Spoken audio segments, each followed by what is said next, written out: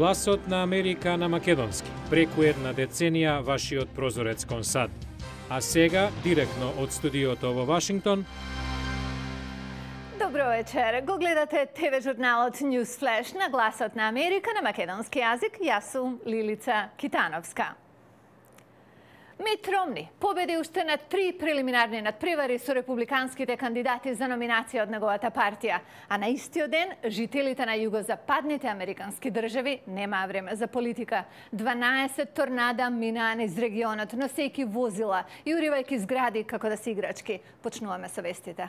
Еве ги резултатите од гласањето. Во Вашингтон, Ромни доби 70% од гласовите, во Мериленд 49% и во Висконсин 42%. Санторум го прескокна Вашингтон, во Мериленд доби 28%, а во Висконсин 37%. Другите учесници останаа далеку назад. Торнадото од вчера, што ги споменавме во најавата, повредија 13 лица во областа на Далас, во Тексас, со околината. Погледнете ги снимките. Торнадата биле големи и екстремно опасни, велат метеоролозите, и вистинско чудо е што немало жртви. Раководителот на Меѓународниот монетарен фонд вели дека глобалната економија се поправа, но дека не е место што остава простор за комоција.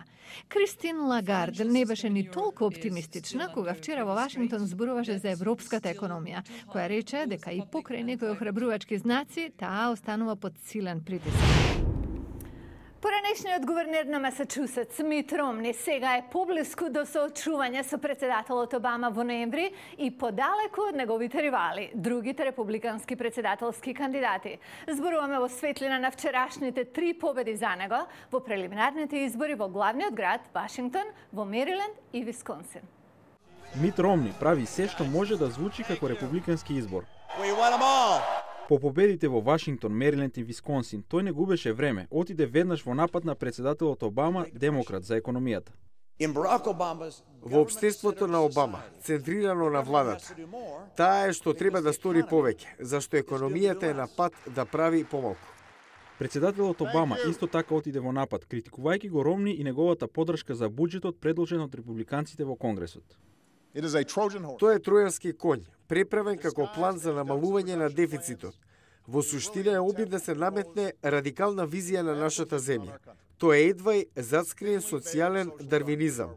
Неетичен е за целата наша историја како земја на можности и нагорна мобилност, за секого што сака да работи во таа насока. Кампањата на Обама исто така започна да цели на Ромни во кампањските реклами за цената на нафтата. На едно од застанувањата во кампањата, Ромни сето тоа го отфрли. Зошто? Затоа што можеби откако јас ќе станам председател, јас можам да преземам одговорност за работи што може да сум ги направил погрешно. Но овој председател не сака да преземе одговорност за неговите грешки.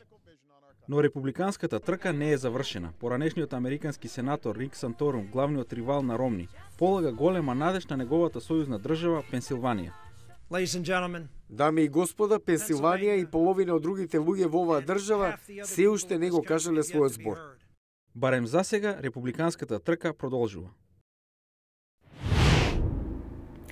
Како што наближува самитот на НАТО во Чикаго во мај, иселениците во Колумбус, сојузната држава Охајо, не ја кријат разочараноста од моменталната ситуација во врска со интегрирањето на Македонија во евроатлантските организации, каде процесот го блокира нерешениот спор за името со Грција. Јане Бојаджиевски, кој неодамна ја посети оваа седница, вели дека тие се надеваат на брзо решение за спорот, но предупредуваат тоа да не е наметнато. Погледнете. Вообичаено, македонците од Колумбус, за разлика од сограѓаните од Детройт, не сакаат да говорат за политика.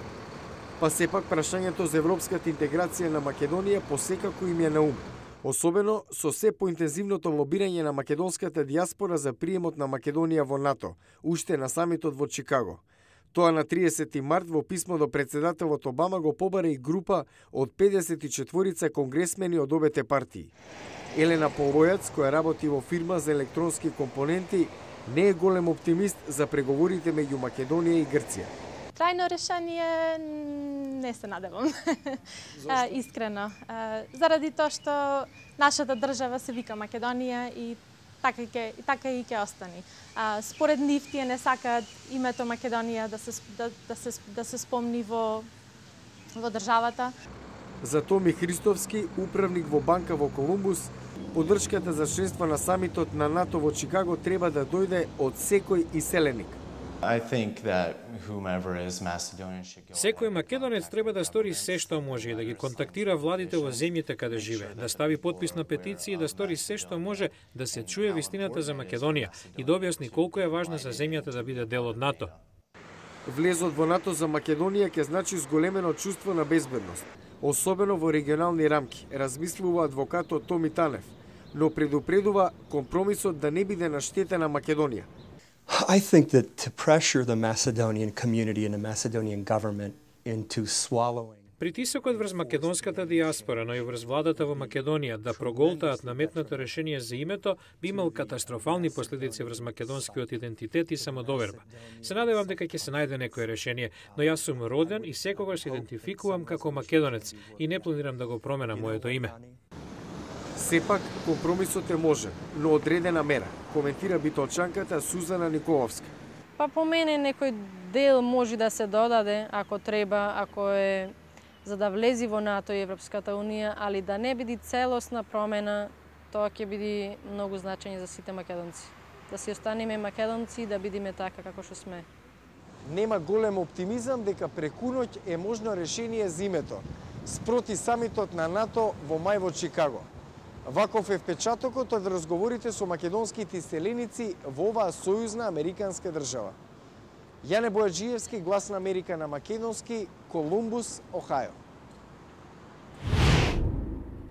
А утре во Newsflash 100 години на Титаник. Ве водиме на истото патување кој проголта околу 1300 животи, со гаранција дека ќе останете суви. Титаник, пример за ароганцијата на технолозите. Гледајте утре во Newsflash.